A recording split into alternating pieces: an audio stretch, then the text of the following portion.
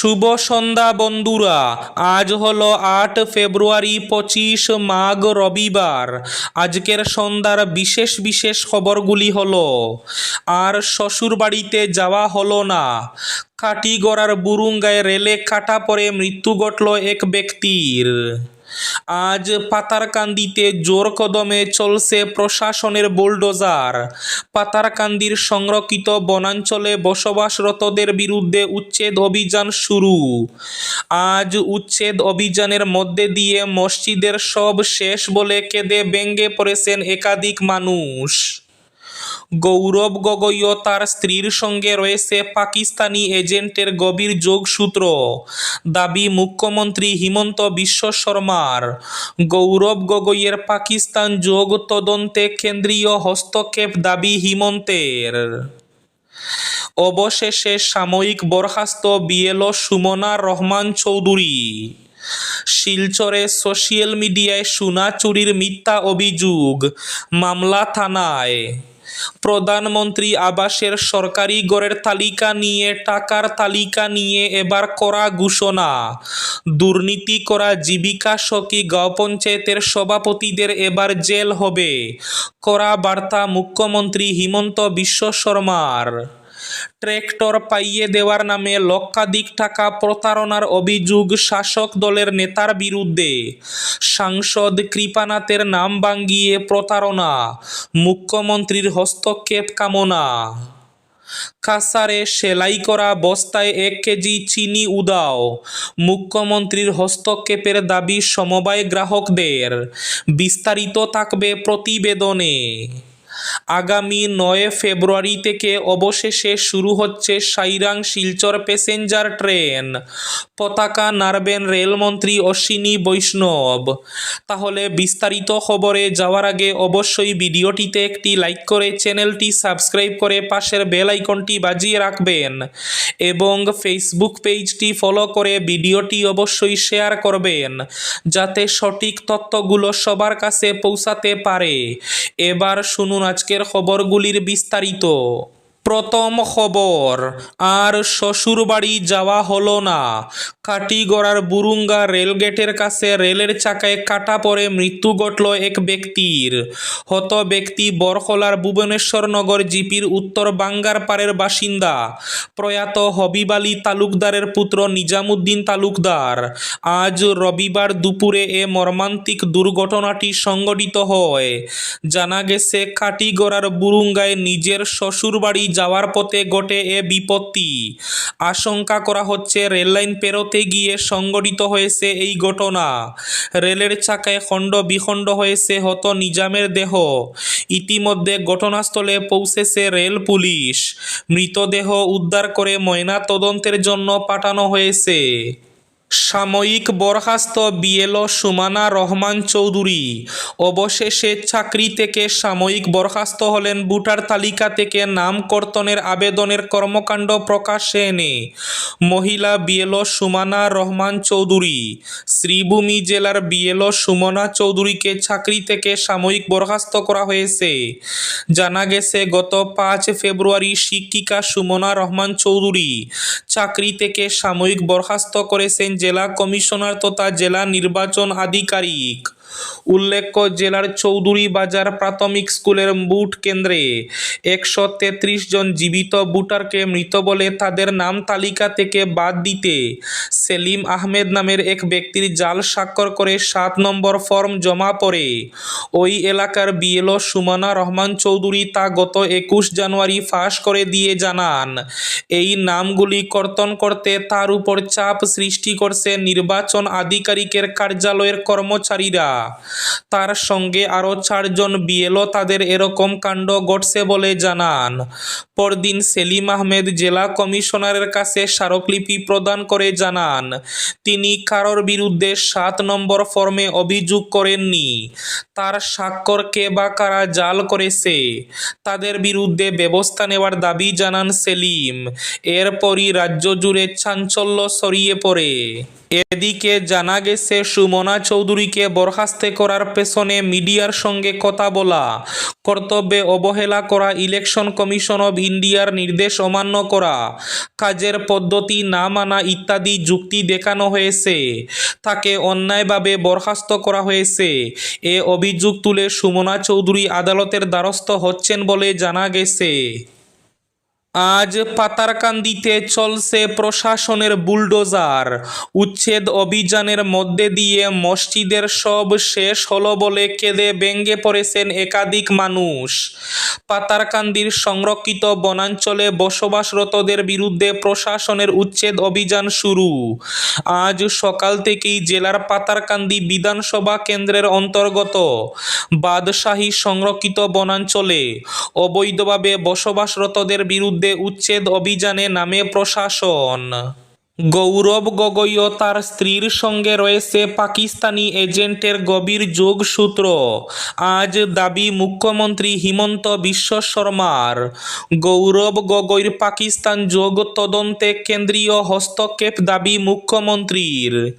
কংগ্রেস সাংসদ গৌরব গগৈ, তার স্ত্রী এলিজাবেথ কোলবার্ন এবং পাকিস্তানি নাগরিক আলী তৌকির শেখের মধ্যে গভীর যোগসূত্র রয়েছে বলে আজ অভিযোগ করেন মুখ্যমন্ত্রী হিমন্ত বিশ্ব শর্মা। তিনি দাবি করেন এই যোগসূত্রের মাধ্যমে ভারতের গোয়েন্দা সংস্থা আইবির তথ্য গোপনে প্রতিবেশী দেশে পৌঁছানো হয়েছে। মুখ্যমন্ত্রী হিমন্ত বিশ্ব শর্মার দাবি, 2013 সালে গৌরব গগৈ একটি অত্যন্ত গোপন সফরে পাকিস্তানে যান এবং সেখানে তিনি কোনো ধরনের প্রশিক্ষণ নিয়েছিলেন বলে সন্দেহ করা হচ্ছে। সে সময় গগৈয়ের পিতা তরুণ গগৈ অসমের মুখ্যমন্ত্রী ছিলেন। মুখ্যমন্ত্রী বলেন, আমাদের বিশ্বাস গৌরব গগৈ, এলিজাবেথ কোলবার্ন ও আলী তৌকির শেখের মধ্যে গভীর সম্পর্ক রয়েছে। আমরা মনে করি এলিজাবেথ এবং আলী তৌকির শেখ একটি আন্তর্জাতিক ষড়যন্ত্রের অংশ ছিলেন। মুখ্যমন্ত্রী আরও জানান, 2022 সালে গগৈ তার ছেলের ভারতীয় পাসপোর্ট জমা দেন, কারণ সেই সময় নাবালক সন্তান ব্রিটিশ নাগরিকত্ব পায়। তিনি ধর্ম সংক্রান্ত বিষয় নিয়েও মন্তব্য করেন, যা ঘিরে রাজনৈতিক বিতর্ক তৈরি হয়েছে। এক প্রশ্নের উত্তরে মুখ্যমন্ত্রী বলেন, অসম পুলিশের এসআইটি গৌরব গগৈকে জিজ্ঞাসাবাদ করেনি, কারণ তিনি একজন বর্তমান সাংসদ। আমরা তার পদ মর্যাদাকে সম্মান দেখিয়ে বিষয়টি কেন্দ্রের উপর ছেড়ে দিয়েছি, বললেন মুখ্যমন্ত্রী হিমন্ত বিশ্ব শর্মা। এদিকে গৌরব গগৈয়ের পাল্টা হিমন্ত বিশ্ব শর্মাকে নিশানা করে সব অভিযোগ অস্বীকার করেছেন। মুখ্যমন্ত্রীর স্ক্রিপ্ট সি গ্রেড সিনেমার চেয়েও খারাপ বলে অভিহিত করেন গৌরব গগৈ। প্রধানমন্ত্রী আবাসের সরকারি ঘরের তালিকা নিয়ে আরও কঠোর পদক্ষেপ নেওয়া হচ্ছে।